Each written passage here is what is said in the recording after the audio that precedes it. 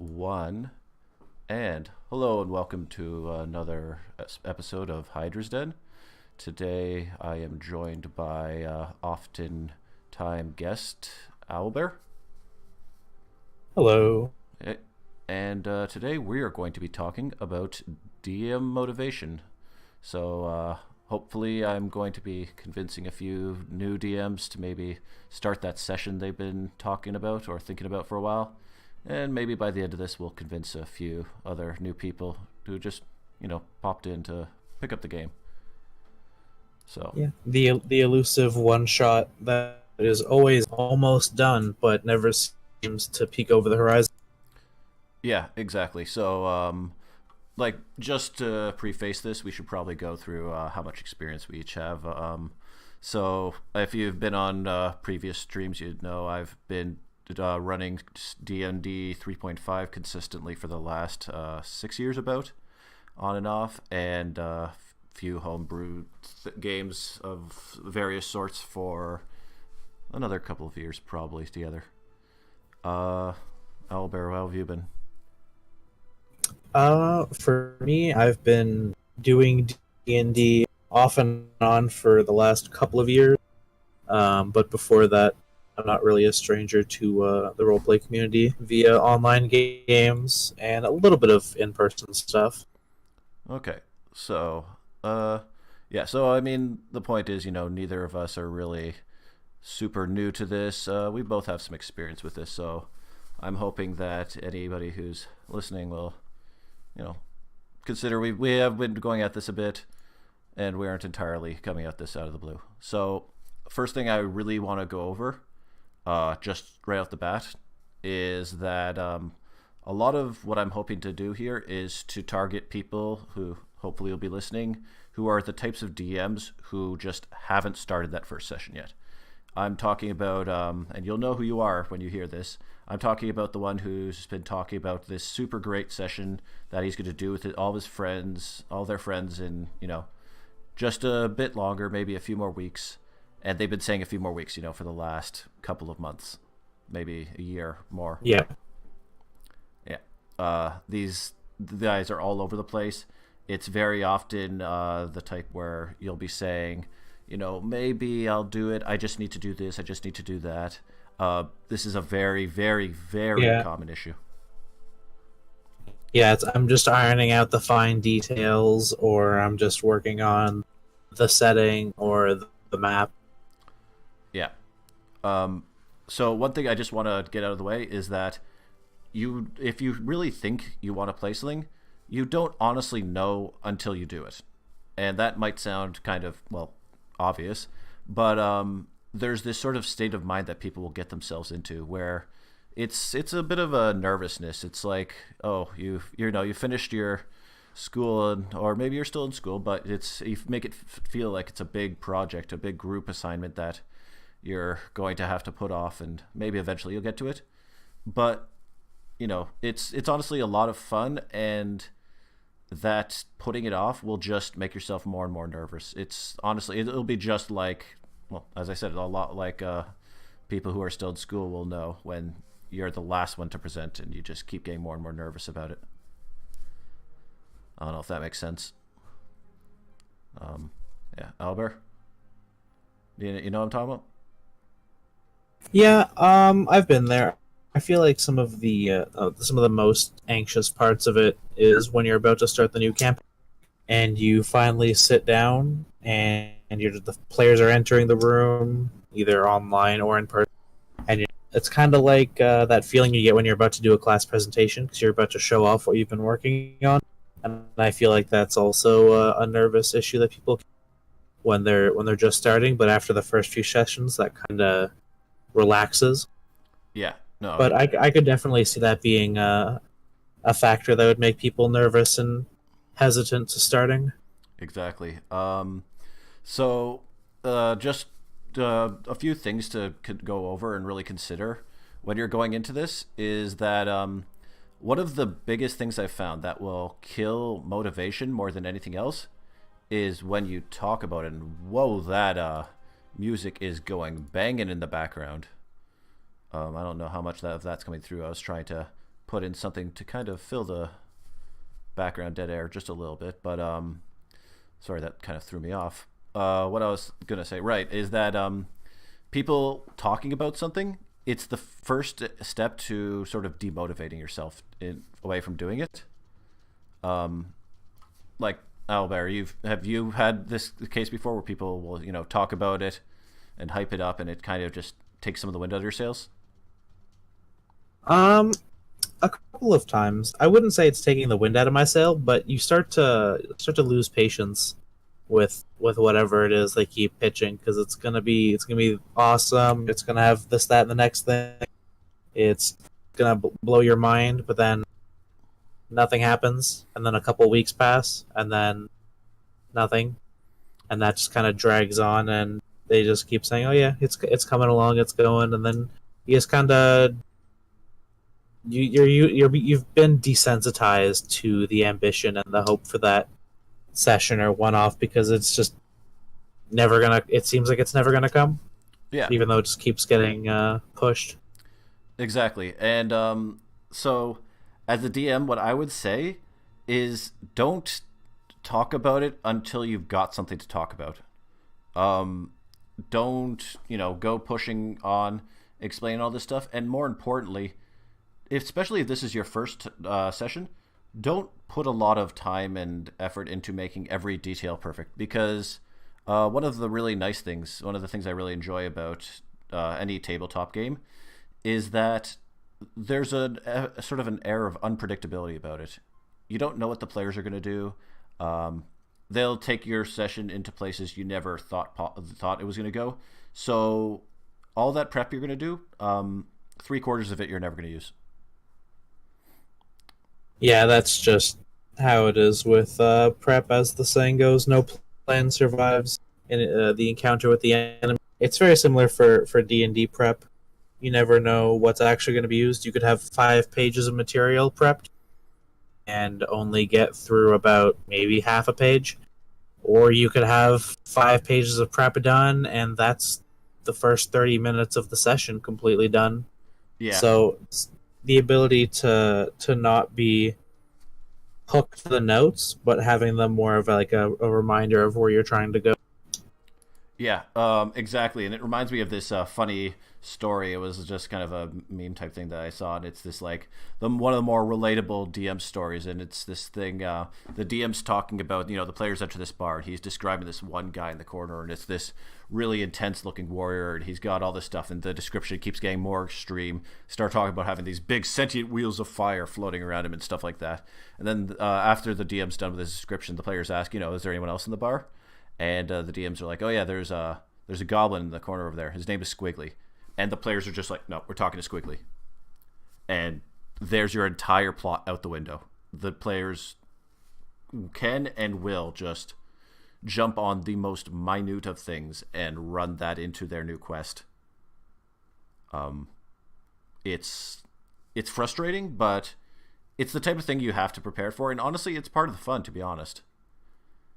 Is that kind of The improv. yeah, no, exactly, the improv, the ability to just kind of grab it and say, okay, this is what we're doing now, and just kind of play off of that. It's really important. I'm sure you have stories of that type of stuff. Yeah, it's happened when you're trying to push a hook further in than it's willing to set, Yeah. and the players just don't bite.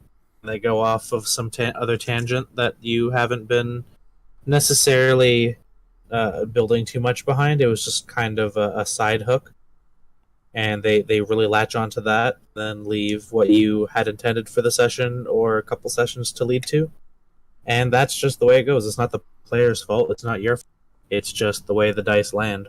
Yeah, exactly. And another thing that I'm going to go over here is that another sort of problem I've heard, because the main reason why I'm doing this is I've heard time and time again people ask, how do you keep going? How do you find the sort of motivation to start? How do you do this, that, or the other? And it's usually because people are scared of messing up.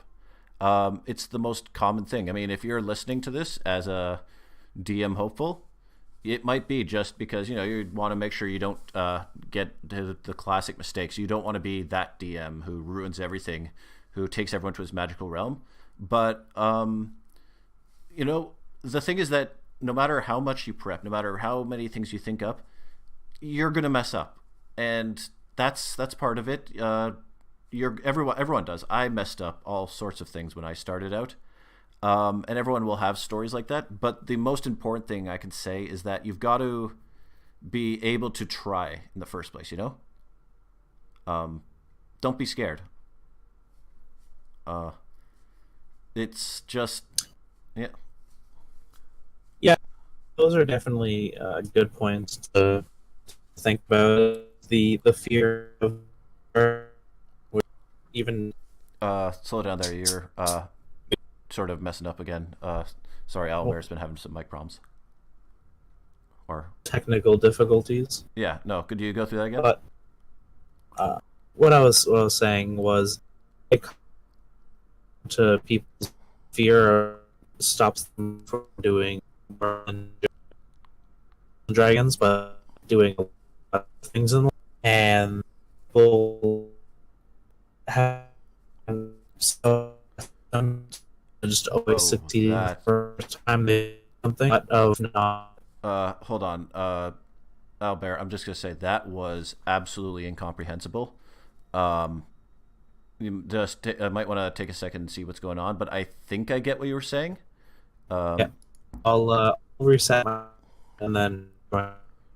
Okay. Yeah, I think what he was trying to say was, don't let yourself, don't let your fear hold you back. And it's a good point. It is the truth of it. Is that, I mean, when he comes back, he can give his full sort of take on it. But don't let your fear hold you back from starting. Your players are going to be just as nervous as you, especially if they're first times. But even if they have been playing all sorts of sessions, everyone is nervous for those first few sessions because nobody really knows how far they can take it, how much they can show off their real sort of internal, whatever they want, whatever makes them shine, so to speak. And I mean, we all have that fear as DMs that we are going to become that DM, the magical realm tier of DMs. If you know that turn of phrase, if you don't, it's effectively a DM who brings his personal interests and not the type of interest you really want to hear about into his session, and he makes things a little creepy for everyone. But I mean, the thing is, at the end of the day, even the worst, the most foul-mouthed magical realm tier of DMs is going to have something that if you just sit here that you're not going to have, which is that, he's actually trying to make a session. I see way too often a ton of players sitting around and just kind of waiting for a DM to show up. This is the biggest problem with. I mean, I'm going to be a bit mean here. Maybe it's just the fact that I'm running off of a bit of grumpiness myself towards players, but I mean, every DM has some grumpiness. But is that a lot of players wait for the DM to set everything up. So because of that, if nobody ever takes the initiative, nothing was ever going to happen. So I mean, this goes out to the players too. If you're in a group of friends and everybody wants to play, but nobody is putting in the effort, then why not try it? Even if it's just a session, a single one, even if it's just a one shot. I have another video that goes over how to make your own one shot. To plug my own stuff a little. It can be as easy as the most basic, simple. Oh, we're going to the castle to slay the dragon. But whatever it is, you'll get a lot more of a feeling of how people work. You'll get a lot more comfortable just from that primary sort of jumping in and seeing, the session from the DM's point of view. Albert, are you back? Yep. Okay. And a DM to or worry about the DM kind of running out. you.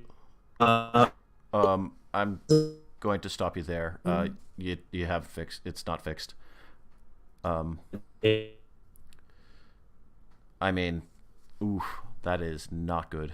Um, Look, if you want to, I don't know. Maybe you might have something going on in the background. You might want to check out. Um, so I'll go see. I'll try to come back in. yeah. It might actually even just be you looking at the stream as well, or something. If you said it was running particularly hot, um, I can keep an eye on the chat too. Um, yeah. So I just closed this. you do sound a little bit better. Try talking. Hello. Okay. Yeah, you sound a bit better now. All right. Well, what I was saying was, um, towards players, because a DM burning out affects more than just DM. Obviously, it affects the players primarily, and sometimes just positive reinforcement from the players, like uh, telling the DM your honest opinion of how the previous session went, or things you're looking forward to, or even like your character's goals.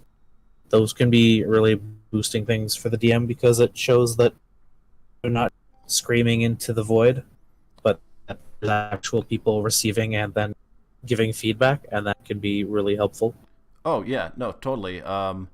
That's on the point. Is one of the most important things that I find that almost no players will do is or no DMs too. Actually, this isn't just on the players. Is that the DMs and the players will kind of view it as this divide between the two sides, where they can't really talk to each other about what was good, what was bad, but those that sort of divide between the two is one of the worst things for burning out DMs, in my opinion, because just trying to work in a void is always just it's too difficult.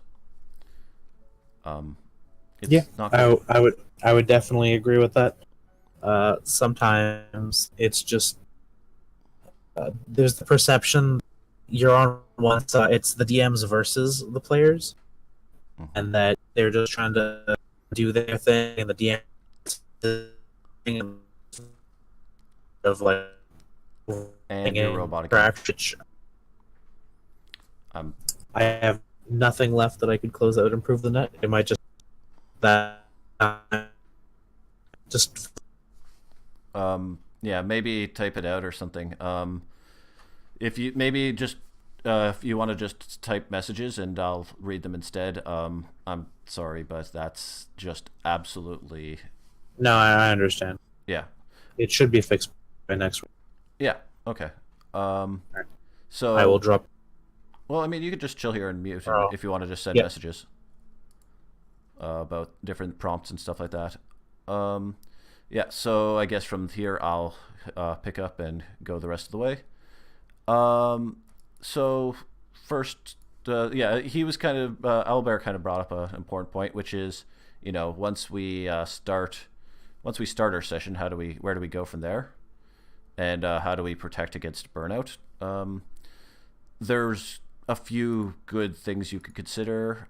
You can think about looking at like taking a break every once in a while. Take a breather, read some books, watch some movies, just do some stuff that kind of takes you away from the action.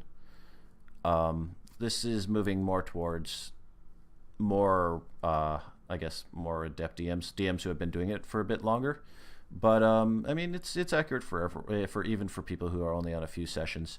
If you ever feel like it's not satisfying to you anymore, to continue, to continue doing this, take some time, think about it, talk with your players maybe a bit, and then come back to it when you're reinvigorated. Owlbear's adding that that like looking through these materials can also be a great source of inspiration, and yeah, that's completely true.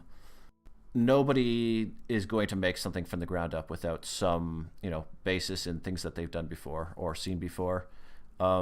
Everything there's this whole saying there's no such thing as an original thought, and it's kind of true. Everybody needs to find their inspiration from somewhere.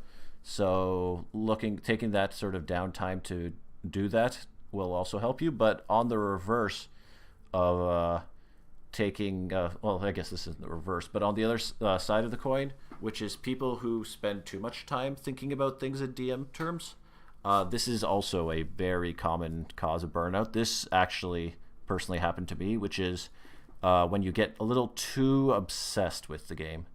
If you spend too much time working on it, you spend too much time thinking about it, everything sort of starts to become, how can I interpret this into my D&D? How can I, add this to the story? And and everything sort of becomes looking at that and then that's, well, I mean, on one hand, that's always a great sort of creative energy to have, but if you do that too much, you get really invested in what you're doing.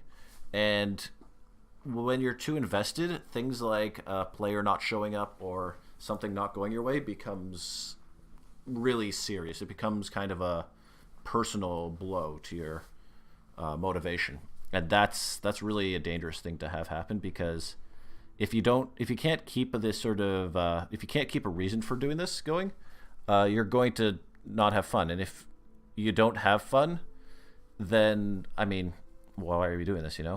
We're doing this for fun. And Owlbear pointed out that it's also an ego thing, and yeah, no, that's completely right. Ego is if you get too caught up in your own material, it can be that you start to feel like, he's saying that your players don't appreciate your work, and that's something else you can get caught up in, is if you think about it too much, if you get caught up in your own work too much, you get a little self-absorbed, and while that's not always a bad thing, sometimes you've screwed up, but if you're too deep in it, you may not realize that. But he's also pointed out that on the other hand, they may not be as passionate as you are, and they can kill your motivation. That's also true. Understanding what your players want out of a session is just as important as understanding what you want out of a session, to be honest. The ability to sort of take a break, think, why are we doing this? What is each person doing this for? And then figuring out if you want to continue.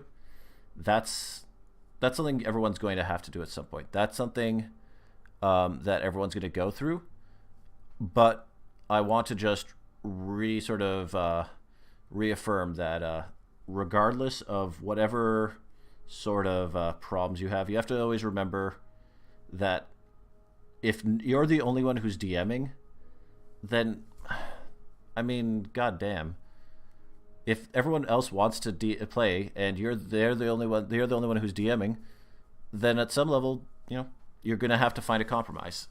You're gonna have to find a balancing point in between them. And Albert, you are bringing out a lot of good points here. And some of these points we'll probably go through in another time, because there's a lot of stuff here, and if we go from bounce from thing to thing to thing, it's going to kind of spiral out of control. I'm honestly not going to go on for too much longer, because, well, I mean, my co-host has kind of had his own set of problems, and I'm still recovering a bit from a flu I just had. So the big things I want to sort of reiterate, though, is that a lot of people who are going to be starting, if you're here listening because you're one of these people who are thinking about starting it, someone's going to have to do it. If you're in a group of people, they all want to start the game, and you're not sure, who's going to be the one to do it, just take the initiative. Just try it. Maybe someone else will become motivated to do it. I mean, when I started, I came on as a co-host for another DM. Another DM wanted to run the session, and I was like, look, I've got a few good ideas, so can I hop on and just kind of put out a few maybe tips and tricks of what things we can do. And he said, sure, you can come in, man, and just help out with this, that, and the other. But very quickly, I kind of outpaced him. I brought out more and more of my own ideas, and he was comfortable to sit back. He preferred to play, and I preferred to DM, is really what it came down to, because I brought out the material quickly so that we could have consistent sessions, and he just liked to, sit back and play. So sometimes things like that will happen. When you have that sort of situation, you can never really know, like, whether or not someone else might pick up the mantle once you've started. You'll never know whether or not you might learn this isn't for you. You'll never know whether or not everyone thinks this is for them. But the big thing is you'll never know until you go in and just do that first session. Albert noted, you don't have to jump in. You don't need to make a whole world. You can start with a small little town, an island. You don't have to dip your toes. You don't have to jump into the ocean, so to speak. You could just dip in your toes and wait for the water to be right. But you're going to have to get wet. That's a really good way of phrasing it, in my opinion, is that regardless of whether or not it's going to be good, it's going to be bad, there has to be that first time. If you ever feel like, you screw up, so what? So what if you screw up? Don't mope. Just think about it a little, learn from your mistakes, and jump back on the horse. I don't want to turn this into the Shia LaBeouf whole do it meme thing, but at some point you really just gotta do it. There's such a sort of blockage that I see all the time of people saying, oh, I'll totally do this eventually. And I'm referring to someone, and I really hope they hear this, because there's some people out there that this might directly apply to, who will just sit there and they'll talk about it, and they'll talk it up all the time. They'll say, yeah, no, Hydra, I totally want to run this session. I am super motivated. I just can't. And then right from there, it's something that comes in. It'll always be, I can't get the people together. I can't, it's just not ready yet. I haven't gotten this in order. I don't have some time to do that. But at the end of the day, every single one of those things is. This may be a little unfair, but every one of those things is an excuse in some way. If you're really interested in doing something, you'll find the time to do it. If you don't think you're ready for it, then just improv. Have that get everyone in the same room at least once to know that you can. Sure, maybe you just spend the entire session making characters and then you go have a couple of drinks and watch a bad movie or something. That's fine. It's more than you would be doing otherwise, because if you can't do that first step, if you can't get past that first hurdle of actually running the session, then you're just paying it lip service. You're not ever doing something. If your game's too hard, I can help. I run a Discord that helps with this type of stuff. And I post all this stuff on my channel because this is what I'm trying to do here. I'm trying to motivate people because we don't have enough DMs out there right now. There is so many players. I have seen just servers and servers full of players waiting for the right DM to arrive. But you know what? Maybe you're that right DM. Maybe you have an idea. Maybe you just want to just try it, Because just like it's becoming, there's so many people getting interested in D&D right now and like other tabletops, and that's fantastic. But it's just so frustrating for me, for a lot of other people, both players and DMs, both new and old, where we'll see so many people just sitting around waiting for something to happen. You can't, like, the DM is by far the most important part of this. And if you can't do it, if no one else can do it, then it's not happening. Every story needs a storyteller, and maybe you're that storyteller. So instead of just waiting, instead of looking up another video on, the background lore of Tarask or the 1,800 different fluff books for different games, instead of sitting around just listening to I mean this and 100 other different podcasts, this is a little shooting myself in the foot. Instead of just doing that, well, I mean, do that too, but take some time, do it. And if you want some help, I'm here. I typically put my Discord link into the Twitch chat. The Discord link will be on the videos too, right underneath.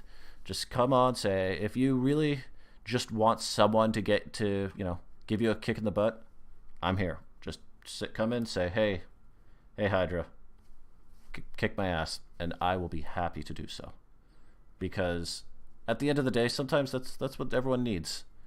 And if that's what's going to take for more DMs to be out there, then I am happy to be that ass kicker. But, that's just my thoughts on it.